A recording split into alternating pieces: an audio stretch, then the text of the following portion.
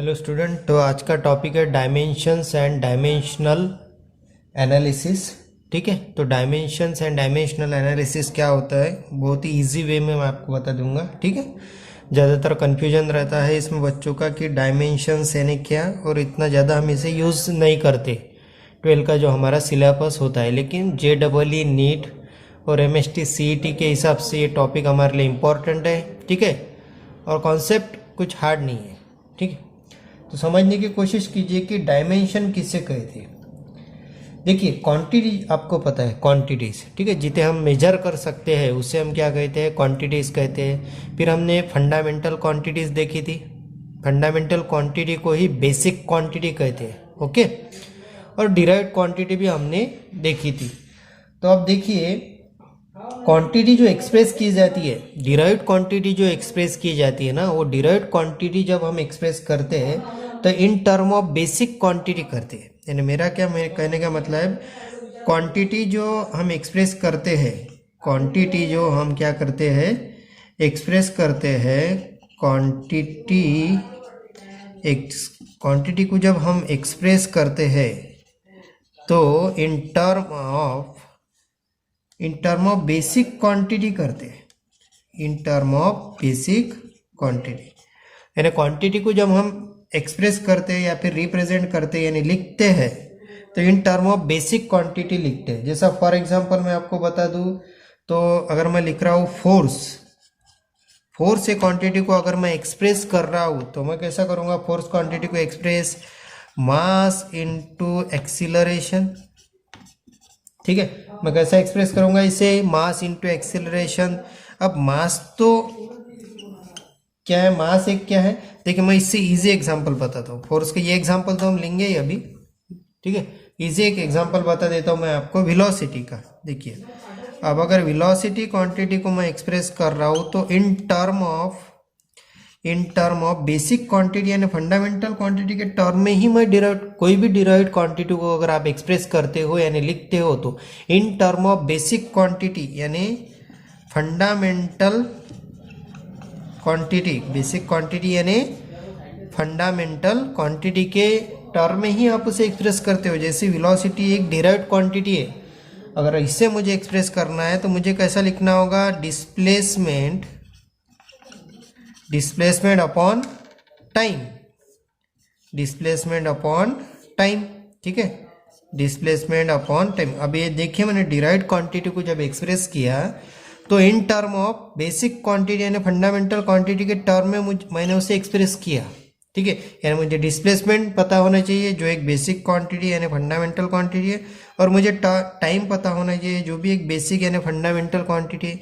यानी जब हम क्वांटिटी को एक्सप्रेस करते हैं यानी लिखते हैं, सीधा सीधा एक्सप्रेस करना है यानी, तो हम उसे in term of basic quantity के टर्म में क्या करते हैं, हम उसे एक्सप्रेस करते हैं। जैसे मैंने यहाँ पर वेलोसिटी को लिखा है। ठीक है, तो मेरा कहने का मतलब क्या था, quantity is express in term of the basic quantity. जब क्वांटिटी को हम एक्सप्रेस करते हैं तो इन टर्म ऑफ कैसे करते हैं, बेसिक क्वांटिटी करते हैं। और हम आगे क्या करते हैं, it retain as a product of the different power. अब देखिए, ये जो क्वांटिटी मैंने लिखी है, हम इसे जब हम इसे रिटर्न करते लिखते हैं तो क्या होता है, in term of the product of the different power of the base quantity. यानी अब जब हम उसे बेस क्वांटिटी के टर्म में लिख रहे हैं, जब भी डिराइव्ड क्वांटिटी को हम बेस क्वांटिटी के टर्म में लिखते हैं, क्योंकि इसका एक फॉर्मूला होता है। तो देखिए, ये जो बेस क्वांटिटी है ना, इसका क्या होता है, पावर होता है। बेस क्वांटिटी के डिफरेंट पावर होते हैं। जैसे इस क्वांटिटी का पावर 1 है, ये बेस क्वांटिटी का पावर क्या है, 1 है। एक मिनट, ये बेस क्वांटिटी का पावर क्या है, 1 है। और ये टाइम जो बेस क्वांटिटी है इसका भी पावर क्या है, 1 है। अब मैं अगर इसे सिंबल के फॉर्म में लिखूं तो मैं इसे सिंबल के फॉर्म में कैसे लिखूंगा कि डिस्प्लेसमेंट यानी लेंथ, डिस्प्लेसमेंट यानी लेंथ कैलकुलेट कर रहे हैं तो हम इसे कैसा लिखेंगे, ऐसा हम इसे लिखते हैं रेज़ टू द पावर 1, यानी इसका क्या हो गया, पावर 1, और टाइम का भी पावर क्या हो गया, 1। ओके, इतना ख्याल में आ गया आपके, दिख रहा है क्लियर। तो मैंने क्या कहा कि क्वांटिटी को जब हम एक्सप्रेस करते हैं तो in term of basic quantity करते हैं। यानी जब भी हम क्वांटिटी को लिखते हैं तो इन टर्म ऑफ हमें बेसिक क्वांटिटी या फिर इन टर्म ऑफ हमें फंडामेंटल क्वांटिटी उसे लिखना होता है। जैसा ये वेलोसिटी क्वांटिटी को जब मुझे एक्सप्रेस करना था तो इन टर्म ऑफ मुझे बेसिक क्वांटिटी के टर्म में यानी फंडामेंटल क्वांटिटी के टर्म में मुझे उसे एक्सप्रेस करना पड़ा, यानी मुझे फॉर्मूला लिखना ही पड़ेगा। उसका फॉर्मूला लिखा यानी डिस्प्लेसमेंट भी एक फंडामेंटल क्वांटिटी है, टाइम भी एक फंडामेंटल क्वांटिटी है, यानी क्या हो गया, ऑब्वियसली मुझे फंडामेंटल क्वांटिटी के टर्म में ही इस क्वांटिटी को लिखना पड़ा, वेलोसिटी। अब ये जो फंडामेंटल क्वांटिटी है यानी बेस क्वांटिटी, इसका क्या होता है, पावर होता है। ठीक है, जैसा डिस्प्लेसमेंट यानी लेंथ, तो लेंथ का पावर मैंने 1 लिखा, टाइम का सिंबल टी का पावर मैंने 1 लिखा।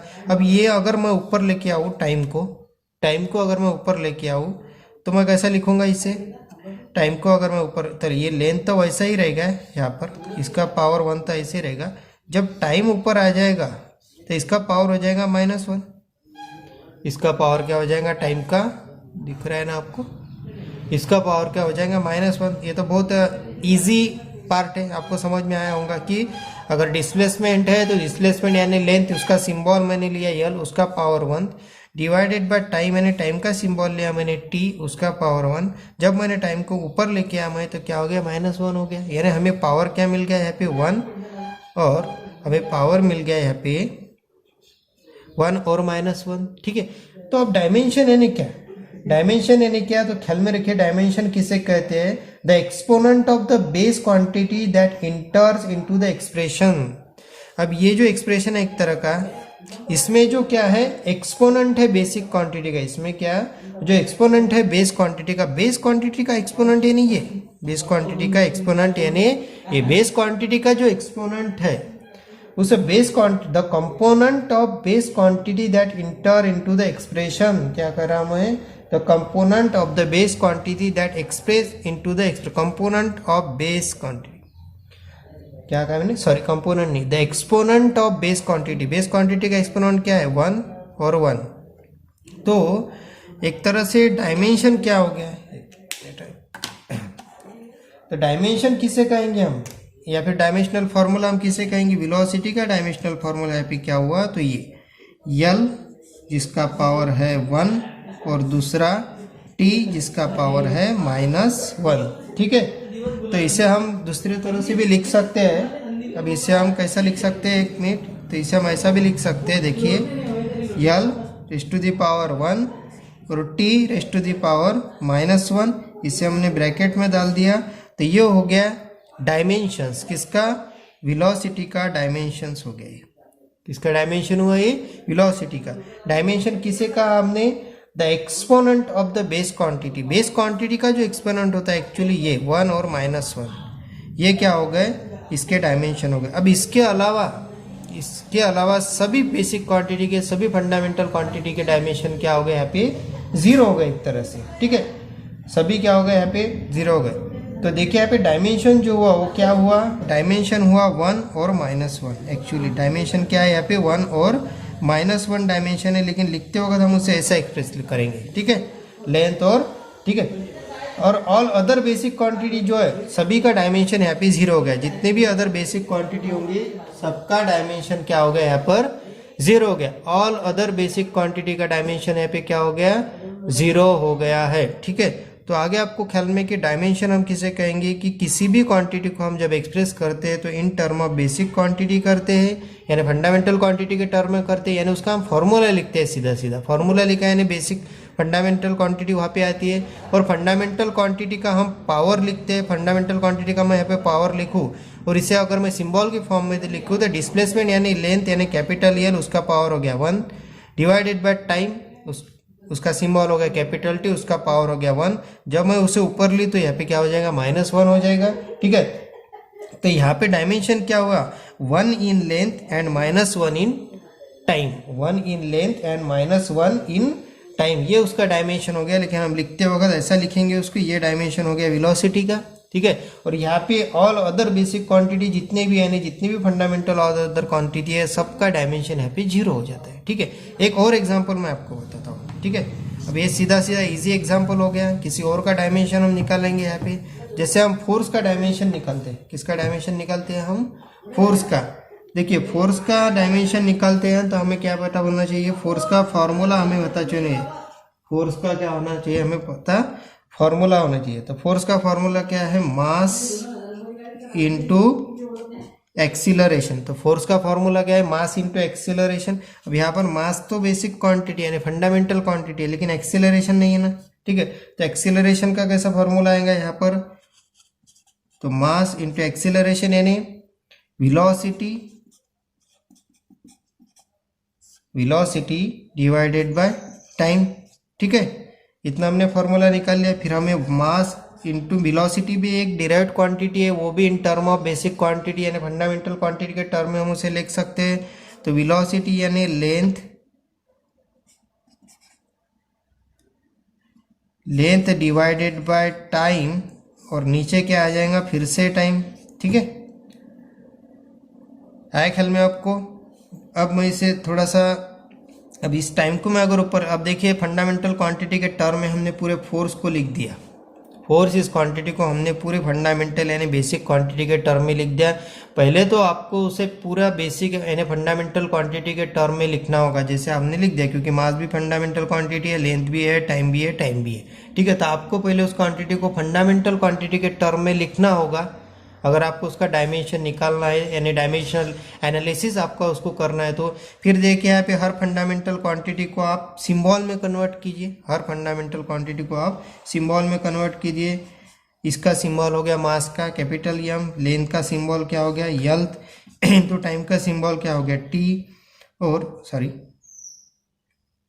टाइम का सिंबल यहाँ पे क्या आएगा, यहाँ पे डिवाइडेड बाय टी, और यहाँ पे नीचे क्या आ जाएगा और टी, ठीक है। अब इसे प्रॉपर तरह से थोड़ा लिखते हैं हम। देखिए capital M equal to L, sorry into L divided by T और टी, आगे ख्याल में। अब देखिए हर फंडामेंटल क्वांटिटी का पावर एक्सपोनेंट होता है, ठीक है, यानी पावर देखिए उसका, ये पावर इसका 1 आ गया, यहाँ पर इसका भी पावर 1 है, इसका भी पावर 1 है, और इसका भी पावर 1 है। तो इस t को हम ऊपर लेके जाएंगे, इस t को हम ऊपर लेके जाएंगे तो क्या मिलेगा हमें यहाँ पे, यम equal to sorry equal to यम, इसका तो पावर 1 ही रहेगा, बाद में यल का भी पावर 1 ही रहेगा। जब t ऊपर आ जाएगा तो t का पावर क्या हो जाएगा -1, जब t क्या होगा ऊपर आएगा, और नीचे तो t 1 है, t का पावर 1 है, ठीक है। अब इसी भी t को, इस t को भी हम ऊपर लेके जाएंगे तो क्या हो जाएगा, m का पावर 1, यल का पावर 1, और ये t तो -t है, इसे भी ऊपर लेके जाने के बाद में क्या हो जाएगा -1। तो ये हमें मिल गया एक तरह से डायमेंशनल फार्मूला, ये हमें क्या मिल गया एक तरह से डायमेंशनल फार्मूला। यहाँ पर डायमेंशन, अब देखिए ये और सॉल्व होता है कि कैसे सॉल्व होगा, ये m का पावर 1, यल का पावर 1, -1 -2, क्या हुआ -2। तो यहाँ पे फोर्स का डायमेंशन क्या हुआ, 1 इन m, 1 in length and -2 in t। यहाँ पर फोर्स का डायमेंशन क्या हुआ, 1 in length, 1 in mass, 1 in length and -2 in t। ये हो गया डायमेंशनल फॉर्मूला, और यही होगी फोर्स की डायमेंशन। एक्चुअली क्या हुई, 1 1 -2, डायमेंशन यानी क्या होता है, एक्सपोनेंट होता है, 1 1 -2, लेकिन इसे डायमेंशनल फार्मूले के फॉर्म में हम लिखते हैं। आपको हर जगह ऐसा डायमेंशनल फार्मूला दिखेगा, लेकिन वो आता कैसा है तो वो इस तरह से आता है। आपको किसी भी क्वांटिटी को पहले फंडामेंटल क्वांटिटी के टर्म में लिखना होगा, जैसे मास फंडामेंटल तो था ही, एक्सेलरेशन नहीं था, हमने उसका फार्मूला निकाला। फिर अभी वेलोसिटी को भी हमने फंडामेंटल क्वांटिटी के टर्म में लिखा पहले। अब ये देखो पूरी फंडामेंटल क्वांटिटी के टर्म में, यहाँ पर पूरा फंडामेंटल क्वांटिटी के टर्म में हमने फार्मूले को लिखा था। अब उसे हमने सिंबल में कन्वर्ट किया, सिर्फ नीचे का ऊपर लेके गए हम यहाँ पर, ठीक है। यहाँ पर हर इसका पावर 1 1 आ गया, ठीक है। टी को ऊपर लेके गए -t हो गया, फिर नीचे के टी को और ऊपर ले गए, वो भी -t हो गया, तो -1 यहाँ पर -2 हो गया। तो डायमेंशन क्या हो गया, 1 1 -2, ठीक है। यानी फोर्स का डायमेंशन है 1 इन मास, 1 in length and -2 in T, ठीक है। और ये हो गया डायमेंशनल फार्मूला। तो इस तरह से आप किसी भी क्वांटिटी का डायमेंशन निकाल सकते हैं, यानी डायमेंशनल फार्मूला निकाल सकते हैं। इसे ही डायमेंशनल एनालिसिस कहते हैं। एक तरह से आप डायमेंशनल एनालिसिस कर रहे हैं, ठीक है, डायमेंशंस निकाल रहे हैं क्वांटिटी का। तो आपको इस तरह से डायमेंशन, अरे बहुत ईजी है, आपको 2 एग्जाम्पल में ख्याल में आ गया होगा, तो आप किसी का भी निकाल सकते हैं। सिर्फ आपको हर क्वांटिटी का सिंबल यूज करना है, और सिंबल आपको फंडामेंटल क्वांटिटी में पता है, ऑलरेडी बता चुके हैं कि यल लेंथ का सिंबल यम, ये लेंथ का सिंबल यल है, मास का सिंबल यम है, ठीक है। तो सिंबल बताने की ज़रूरत नहीं है, टेम्परेचर का टी है, सॉरी टाइम का टी है, टेम्परेचर का के है, ठीक है। तो इस सिंबल आपको ऑलरेडी फंडामेंटल क्वांटिटी और यूनिट में बता चुका हूँ मैं, ठीक है। तो सिंबल कैसे भी मिल जाएंगे आपको, वो इम्पोर्टेंट नहीं है, ठीक है। वीडियो में मैं आपका टाइम पास नहीं करना चाहता, जितने काम की चीज़ है वो सीखिए, और जितने छोट मोट चीज़ है वो आपको पहले से पता है। जैसे सिंबल मैं बता के आपका टाइम वेस्ट क्यों करूँ, वो किसी भी पता होता है। मास का सिंबल कैपिटल एम, लेन का सिंबल यल, ठीक है। अब देखिए यहाँ पर इसका डायमेंशन हो गया 1 इन मास, 1 in length and -2 in time. और यहाँ पे ऑल अदर जितने भी बेसिक क्वांटिटी यानी फंडामेंटल क्वांटिटी है, सबका यहाँ पे क्या हो जाएंगी, सबका डायमेंशन यहाँ पे 0 हो जाएगा। आया ख्याल में? तो फोर्स का डायमेंशन हमें मिल चुका है। फोर्स का डायमेंशन क्या है, ये है, ठीक है। क्लियर दिख रहा होगा आपको, ये यम है, ठीक है। अगर आपको यम नहीं दिख रहा हो तो क्लियर, ठीक है। तो इस तरह से आप किसी का भी डायमेंशंस निकाल सकते हो, एकदम ईजी है, ओके। तो एक एग्जांपल और लेते हैं हम यहाँ पे डायमेंशंस का, ठीक है। तो हम किसका डायमेंशन निकालते हैं, या फिर हम किसका डायमेंशनल फॉर्मूला निकालते हैं, तो चार्ज का। किसका निकालते हैं हम, चार्ज का। तो हमें चार्ज का पहले जो चार्ज है, ठीक है, जो चार्ज है उसे हमें पहले बेसिक क्वांटिटी के टर्म में लिखना होगा, यानी उसका फॉर्मूला हमें सीधे सीधे लिखना होगा। तो चार्ज का फॉर्मूला आपको पता होगा, करंट इनटू टाइम। चार्ज का फार्मूला क्या है, करंट इनटू टाइम, ठीक है। सिंबल के फॉर्म में हम इसे अब लिखना होगा चार्ज को हमें, ठीक है। तो करंट का सिंबल आई, इससे हम ऐसा ब्रैकेट कर देते हैं, ठीक है, और टाइम का सिंबल टी। अब देखिए इसका पावर ऑब्वियसली आप समझ गए होंगे, इसका पावर 1 है और इसका भी पावर क्या है, 1 है। तो इसका डायमेंशनल फार्मूला कैसा हो जाएगा, I⁻1 यानी T⁻1। फिर इसके अलावा इसके साथ में जो अदर बेसिक क्वांटिटी होती है, फॉर एग्जांपल यहाँ पर लेंथ ले लो तो इसका पावर 0 ही रहने वाला है। यहाँ पे अगर मास ले लो इसका भी पावर 0 ही रहने वाला है। ऑल अदर बेसिक क्वांटिटी का पावर यहाँ पे क्या रहेगा, 0 रहेगा, ठीक है। तो यहाँ पे एक्चुअली डायमेंशंस क्या होता है चार्ज का, तो डायमेंशन चार्ज का इतना ही है, I⁻1 और T⁻1। ये एक्चुअली चार्ज का क्या है, डायमेंशन है, डायमेंशनल फार्मूला। एक्चुअली चार्ज का डायमेंशन क्या हुआ, 1 in current and 1 in time, 1 in current and 1 in time. तो ये क्या हुआ, डायमेंशनल फार्मूला या फिर डायमेंशंस फार्मूला हुआ ये चार्ज का। बहुत ही आसान है निकालना, फिर भी मैं आपको एग्जांपल बता रहा हूँ, ठीक है, ताकि मोर एंड मोर एग्जांपल अगर सामने दिखते हैं तो आपको समझ में आएगा कि ये जो हमें थोड़ा सा अजब दिखता है डायमेंशनल फार्मूला, वो कोई हार्ड चीज़ नहीं है। अगर हम करें तो इजीली उसे कर सकते हैं, ठीक है। जैसे अब मैं प्रेशर का आपको बताता हूँ। अब प्रेशर का फॉर्मूला आपको पता है, प्रेशर यानी फोर्स अपॉन एरिया। अब प्रेशर का अगर हमें निकालना है तो अब देखिए आपको फोर्स का डायमेंशन आपने ऑलरेडी निकाला है, फोर्स का डायमेंशन आपने ऑलरेडी निकाला है। क्या निकाला है फोर्स का डायमेंशन आपने, L1 और T-2, ठीक है।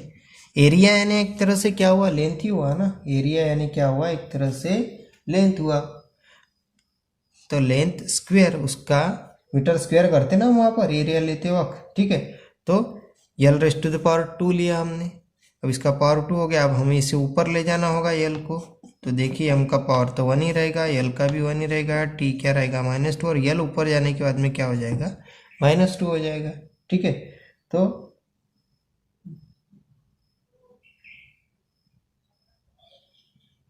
अब देखिए यहाँ पर और इसे हम सॉल्व कर सकते हैं यम। अब देखिए L⁻1 L⁻2 यानी यहाँ पे क्या हो जाएगा, T तो वैसे ही लिख लूँगा मैं, 1 में से -2 में से 1 निकालो तो क्या रह जाएगा, यहाँ पे -1 रह जाएगा। तो ये हो गया हमारा प्रेशर का डायमेंशनल फार्मूला, ठीक है। और प्रेशर की डायमेंशन क्या हुई, 1 इन मास, -2 in time and -1 in length, ठीक है। तो ये हो गई प्रेशर की डायमेंशन और ये है प्रेशर का डायमेंशनल फार्मूला, ठीक है। तो इस तरह से आप किसी भी क्वांटिटी का डायमेंशन निकाल सकते हो। सिर्फ उस क्वांटिटी को आपको फंडामेंटल क्वांटिटी के टर्म में एक्सप्रेस करना होगा। इसका मतलब ये है कि सीधा सीधा आपको उस क्वांटिटी का पहले फार्मूला लिखना होगा। उस फार्मूला यानी वो फार्मूले में जो क्वांटिटी दिख रही है वो सब बेसिक क्वांटिटी होनी चाहिए, ठीक है। बाद में फिर उसको आप सिंबल के फॉर्म में लिखो, उसको पावर दो, नीचे का ऊपर लो तो माइनस हो जाएगा, ऊपर का नीचे लो तो प्लस हो जाएगा, और इजीली ये फॉर्मूला तैयार होता है। 4 एग्जाम्पल मैंने आपको बताया, अब बाकी का आप करके देखो, ठीक है, आएगा आपको, डेफिनेटली आएगा, कोई हार्ड इसमें नहीं है, ठीक है। तो आज के लिए इतना। अगर पसंद आया तो वीडियो लाइक करो, चैनल सब्सक्राइब करो ताकि नया वीडियो का अलर्ट मैसेज आपको मिले, और वीडियो फ्रेंड सर्कल में शेयर करो ताकि आप उन्हें भी पता चले, उन्हें भी नॉलेज मिल जाए घर बैठे फ्री ऑफ कॉस्ट इस हर टॉपिक का। Okay, thank you.